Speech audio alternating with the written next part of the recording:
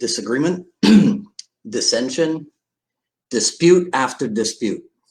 Perhaps if Bruce Lee had known that this would be an aspect of his legacy years after his brainchild came into being, he might have called his art and philosophy Jeet Kune Do. Hello, everyone. This is Dwight Woods, the Jeet Kune Do Rebel, and welcome to the I Love Jeet Kune Do broadcast number 117. This is the one about the Jeet Kune Do disputes. So as you're logging in, if you'd be kind enough to say where you're logging in from, hit the like button and feel free to continue doing so throughout the broadcast. I'm actually conducting a little experiment here. So we are live simultaneously over on the YouTube. So if you're over there, and you're not yet a subscriber, please hit the subscribe button and hit the notification bell as well. And if you enjoy my work and you'd like to support the program, consider making a purchase over at jkdrebel.com/store, and where you can check out our offerings. But of course, the best thing you can do is to just share the video, spread the word about the I Love Jeet Kune Do broadcast. All right, so if I were to spend time going through the disputes that I noted in the postcard for today's broadcast, so I could end up being live with you for hours. So I'm not going to do that. Instead, I'll make this relatively quick, right? And just do like headline summaries and then my opinion on them, and discuss one particular dispute and then get to the simple solution, right? So the headlines, if you saw the postcard, right? One of them is classical Jeet Kune Do versus in the 20th century. So some of you may not recall this, but those titles are actually taken from the 1980s, from the pages of Inside Gung Fu magazine. Dan Inusano wrote the 20th century title column, which was replaced by Ted Wong's classical column. And some say that this is what ushered in the original JKD versus JKD concepts controversy. Right? My opinion on that, stupid.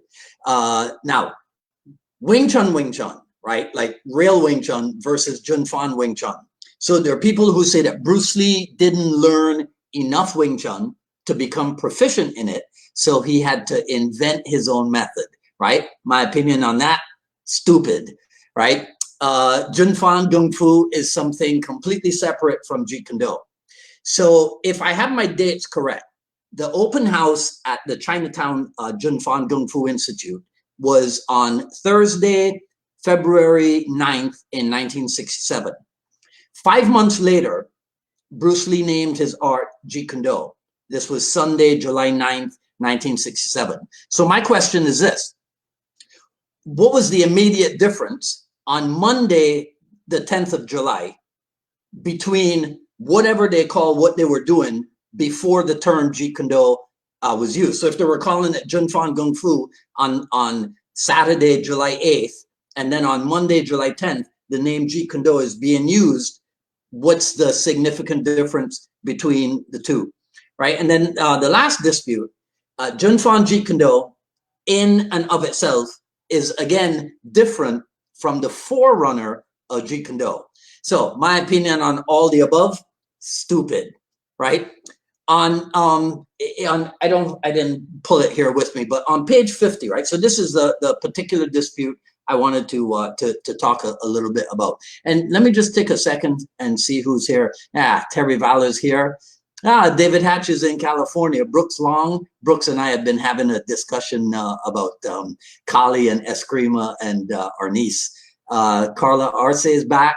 Bob Landers, all right, Bob, I'm going to see what I can do for you.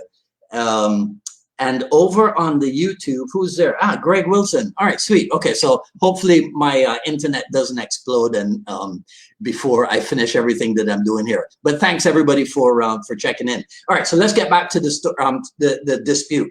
Page 50 of Jeet Kune Do commentaries on the martial way. We read, X is Jeet Kune Do.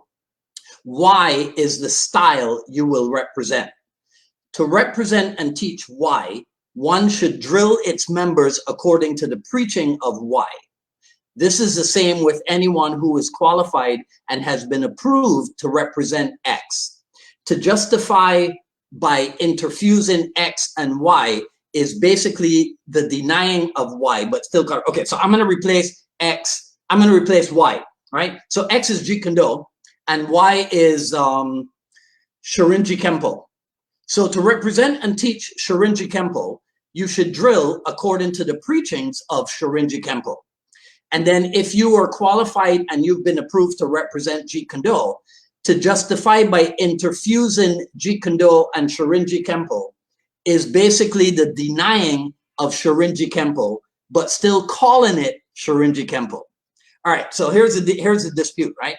So one could simply look at this as Bruce Lee saying, look, if you bring Jeet Kune Do training into some other type of training, then the resultant effect of Jeet Kune Do will be to transform that other type of training, right? You get that? Let me tell you again. This is what I think Bruce Lee is saying. If you bring Jeet Kune Do training into some other type of training, the resultant effect of Jeet Kune Do will be to transform that other type of training. Now, I say that because that is exactly what happened to me. And I think that we could find a lot of other people in the JKD world who will tell you that. They were training in some, let's call it traditional or classical method, got introduced to Jeet Kune Do, and the Jeet Kune Do completely transformed the training that they had been doing formerly, right? So in other words, if you keep in mind, right, that JKD, man, the JKD is a thing that comes in and it uproots all of your former realities, right? If you dig what I'm saying. So on page 200 of original edition of the Tao of Jeet Kune Do, here's what it says. The more aware you become, the more you shed from day to day what you have learned, so that your mind is always fresh and uncontaminated from previous conditioning. The more aware you become, the more you shed from day to day what you have learned, so that your mind is always fresh and uncontaminated from previous conditioning. In other words, given power to the art of Jeet Kune Do and its transformational ability. But instead, this is what I've seen.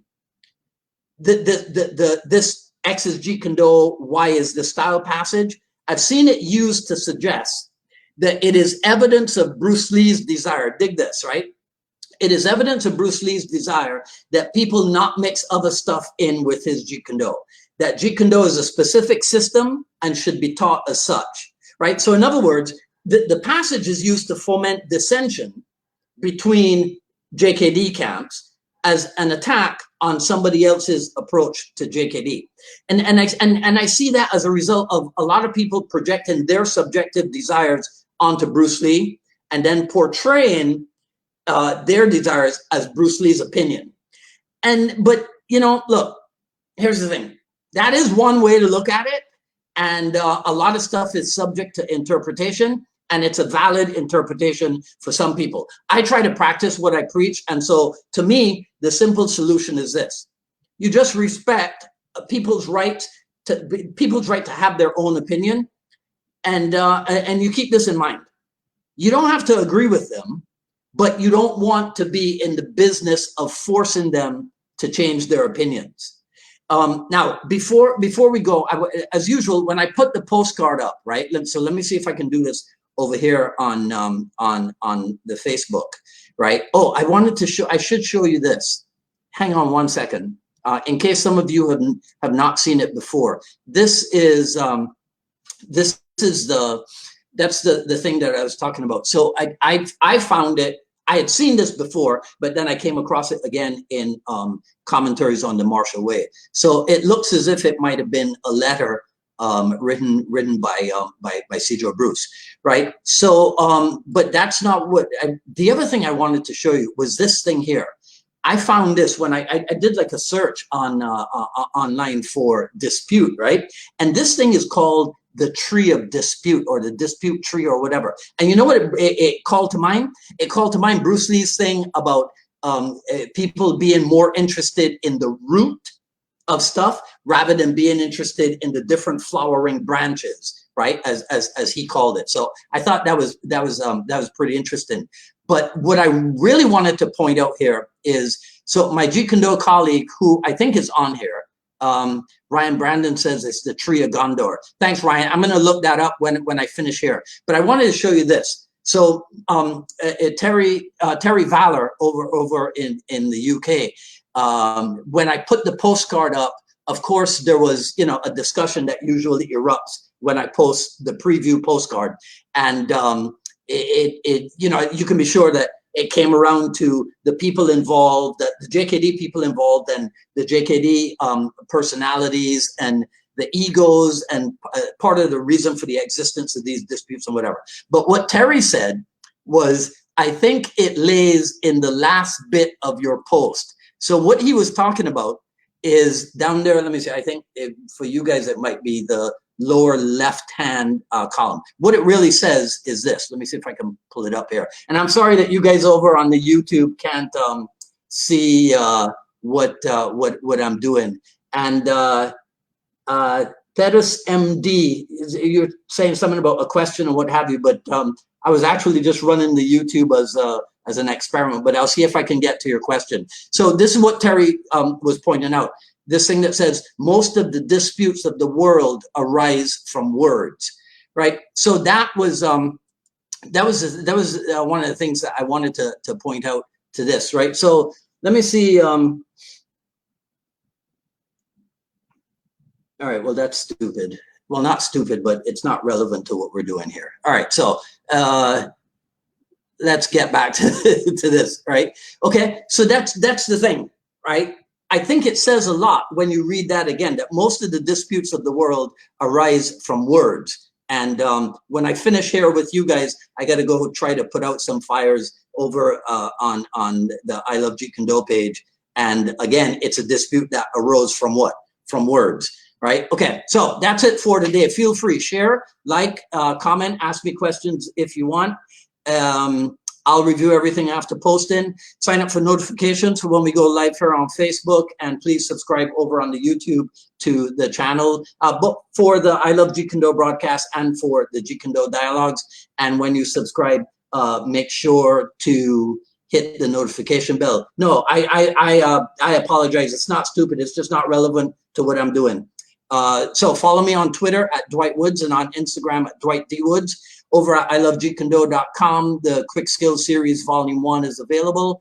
Coming up on Friday, March 6th, Jeet Kune Do Dialogues with Ed Stahl of Metrolina Martial Arts. And that should be Friday, March 6th at 6 p.m., right? Today's a red day, as if you couldn't tell, right?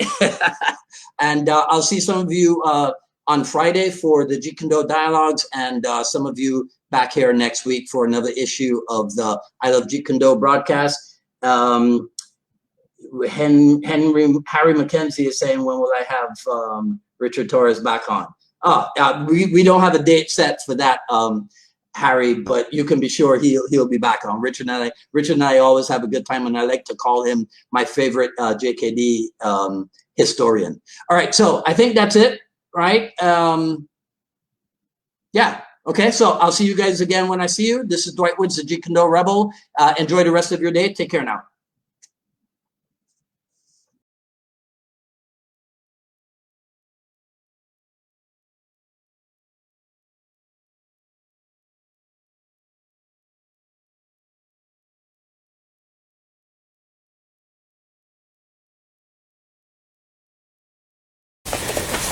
Here's how I want you to do it, because there are variations to it, right? So if she hits four times, right? 1, 2, 3, 4 times. She's occupying my right hand, so I want to use this hand to hit her. Plus, see, that line is already covered. If I go here, I'm hitting a closed line. What's the point of that? Here is one of the openings. You see?